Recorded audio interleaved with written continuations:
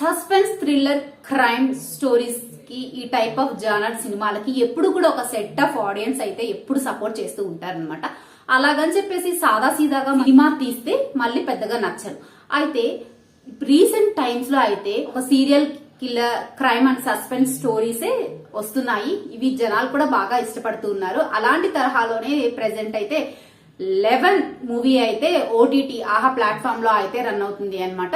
So ఇదైతే basic గా Telugu Tamil language లో థియేట్రికల్ లా పెద్ద ఇంపాక్ట్ చూపకపోయినా బట్ ఈ ఓటీటీ ప్లాట్ఫామ్ లో అయితే బాగా ఇంపాక్ట్ చూపించిందనే చెప్పుకోవాలి. సో ఇంతకీ ఈ సినిమా ఏంటి, దీని యొక్క కథ కథనం ఇవన్నీ కూడా ఒక 5 minutes మీ ముందు పెట్టేస్తాను. సో స్కిప్ చేయకుండా చివరి వరకు అయితే చూడండి.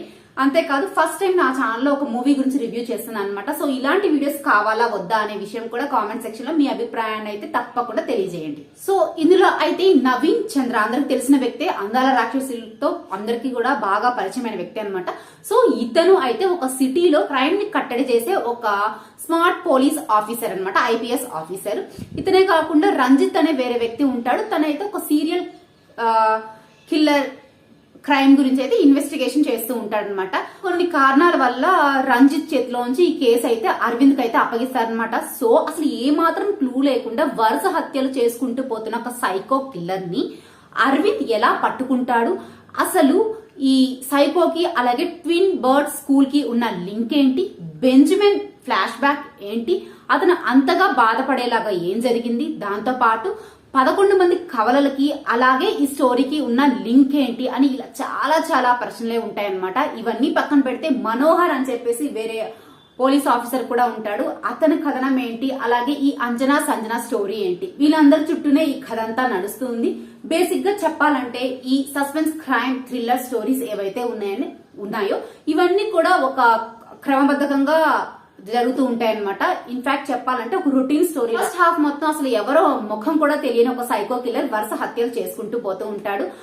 ఇంటర్వెల్ లో వచ్చేసరికి ఇన్వెస్టిగేషన్ డిపార్ట్మెంట్ వాళ్ళు కొంచెం ఊపందుకుంటారు. సో సెకండ్ హాఫ్ స్టార్ట్ అయ్యేసరికి ఫస్ట్ 30 minutes కాస్త ఈ సైకో కిల్లర్ ని కొంచెం సైకో కిల్లర్ మీద కొంచెం జాలి కలిగించేలాగా ఒక 30 minutes ఫ్లాష్ బ్యాక్ అయితే చూపిస్తారనమాట. సో ఆ ఫ్లాష్ బ్యాక్ లో జరిగిన దాని వల్ల తిను వేరే వాళ్ళ మీద పగ పెంచుకోవడం, వాళ్ళని హత్యలు చేసుకుంటూ పోవడం ఇలా జరుగుతూ ఉంటుంది. ఇకపోతే క్లైమాక్స్ వచ్చేసరికి పోలీస్ ఆఫీసర్స్ కావచ్చు, సిబిఐ వాళ్ళు కావచ్చు ఆ హంతకుని పట్టుకోవడమో లేదా హతమార్చడమో జరుగుతుంది. రొటీన్ గా జరిగేది ఇదే అనమాట.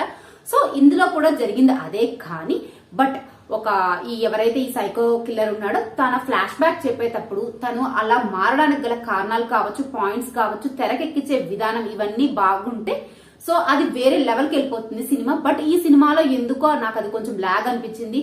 ఆ ఫ్లాష్ బ్యాక్ లో ఎవరైతే ఈ సైకో కిల్లర్ ఇలా పగ పెంచుకోవడానికి చూపించిన కారణాలు కావచ్చు, చెప్పిన పాయింట్స్ కావచ్చు, జనాలకి కనెక్ట్ కాకపోవచ్చు. ఇది నా అభిప్రాయం అనమాట. సో కాకపోతే ఈ సినిమాకి హైలైట్ అయితే మాత్రం ప్రీ క్లైమాక్స్ క్లైమాక్స్ సీన్ అని చెప్పుకోవాలి. ఈ సినిమా చూసిన ప్రతి ఒక్కళ్ళు కూడా ఆ ప్రీ క్లైమాక్స్ కావచ్చు, క్లైమాక్స్ సీన్ చూసి ఖచ్చితంగా అందరు వావ్ అంటారు. అసలు ఎక్స్పెక్ట్ చెయ్యరు ఇతరు హంతకుడా, ఇతరు సైకో కిల్లరా అని చెప్పి ఖచ్చితంగా ఆశ్చర్యపోతారు. కాకపోతే ఈ సినిమా మాత్రం రొటీన్ గా చూసే లవ్ టైప్ ఆడియన్స్ కి అయితే నచ్చదనమాట. బట్ అలా కాకుండా నార్మల్ వాళ్ళకైతే చాలా బాగా నచ్చుతుంది. ఇకపోతే ఇందులో ఈ అరవింద్ అలాగే రంజిత్ క్యారెక్టర్, ఇంకా మనోహర్ ఐపీఎస్ క్యారెక్టర్స్ ఇవన్నీ బాగానే ఉంటాయి. కానీ హీరోయిన్ అయిన సంజన అనమాట. సో ఆమెనేం పెద్ద హైలైట్ చేస్తూ చూపించలేదు. బట్ ఆ క్యారెక్టర్ చాలా డల్ గా ఉంటుందని నా అభిప్రాయం.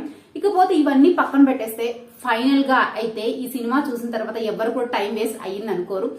సూపర్ అని అనుకోకపోయినా ఖచ్చితంగా వావ్ అని మాత్రం అంటారనమాట. కాబట్టి ఎవరైనా ఇంకా చూడని వాళ్ళు ఉంటే మాత్రం ఖచ్చితంగా చూసేసేయండి. ఆల్రెడీ చూసిన వాళ్ళు ఉంటే మీ అభిప్రాయాన్ని మాత్రం కామెంట్ బాక్స్ లో చెప్పేసేయండి. వీడియో నచ్చినా ఇలాగే మూవీస్ గురించి రివ్యూస్ కావాలన్నా కూడా సో ఆ ఛానల్ సబ్స్క్రైబ్ చేసుకుని పక్కన బెల్ ఐకాన్ అయితే క్లిక్ చేసేయండి. Thank you for watching.